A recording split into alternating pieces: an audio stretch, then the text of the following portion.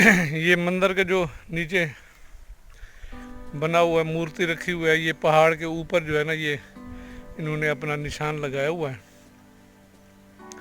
ये एक वाहिद पहाड़ी है, ये सामने पाकिस्तान है इस पहाड़ी के, और ये सामने जो है इंडिया है। इंडिया का गुजरात भी इसी तरफ होके जाता है।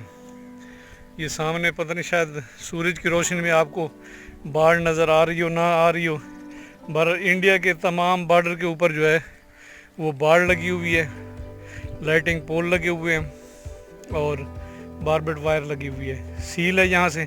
ये पानी जो नज़र आ रहा है यहाँ, ये बारिशों का जो पानी आता है यहीं से, ये पाकिस्तान से वो इंडिया की तरफ चला जाता है। ये तमाम जो है ना, ये बाढ़ लगी हुई है। ये पहाड़ी सिलसिला, ये थर में ये वाहिद पहाड़ी है। एक तो नंगर पार्क करके नज़दीक है और एक ये है पहाड़ी। और इसी तरह का पानी का डैम इस साइड पे भी है और इस साइड पे भी पानी का डैम है, दरमियान में बाढ़ है। ये हो सकता है किसी ज़माने में इंडिया से लोग यहाँ ज़्यादा आते हों क्योंकि करीब है, तो बहुत ही तारीख़ी जगह है यहाँ पे। थोड़ा सफ़र में मुश्किलात हैं, आना ज़रा मुश्किल है, तो रास्ता नहीं बना हुआ, बॉर्डर एरिया है।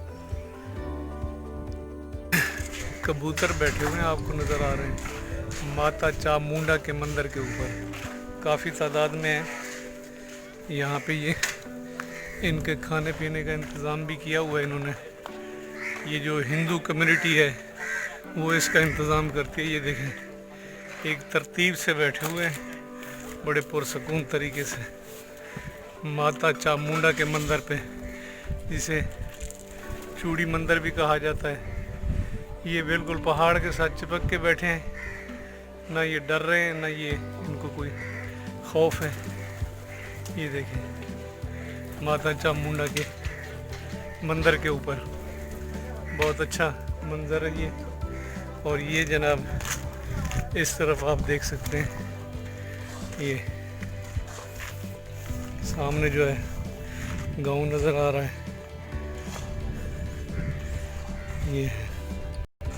ये रिहाइश का इंतज़ाम किया हुआ है, ये पानी रखा हुआ है ये परिंदों के लिए।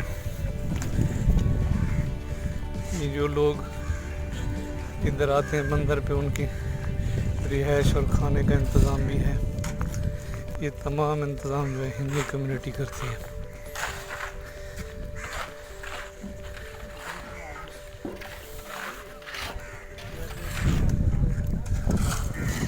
ये थर का इलाका है, शेरा वाली सरकार भी कहते हैं।